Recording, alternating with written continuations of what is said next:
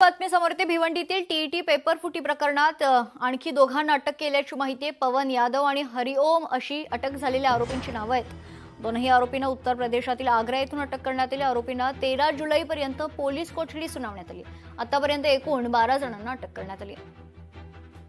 शिक्षक eligible taste या संदर्भात जी पेपर फुटी झाली होती त्यात आज जवळजवळ 8 आरोपींना मेहरबान न्यायालयापुढे आणलं होतं। त्याच्यापैकी 4 आरोपींना पोलिसांनीच न्यायालयीन कोठडीचा हुकूम करण्यात आला होता, तो मान्य केलेला आहे मेहरबान न्यायालयाने। आणि याच्यापूर्वी मागच्या रिमांड रिपोर्टला मागच्या वेळेला जो 2 आरोपी आणले होते, कपिल आणि संजय कुमार शर्मा, यांना वाढीव पोलीस कस्टडी मिळाले। आणि जे 2 नवीन हरियाणा आणि नवी दिल्लीवरनं पकडले होते, पवन कुमार यादव आणि हरिओम सिंग, असे ज्यांनी त्यांना तिकीट बनवण्यामध्ये आणि त्या कपिल दहियाशी त्यांचं काही ट्रान्झॅक्शन तो सीसीटीव्ही मध्ये दिसल्यामुळे त्यांना आज मेहरबान न्यायालयापुढे हजर केलं होतं आणि त्यांना मंडेपर्यंत पोलीस कस्टडी वाढीव मिळेल। लोकशाही मराठी ऐका, पहा, जागरूक रहा।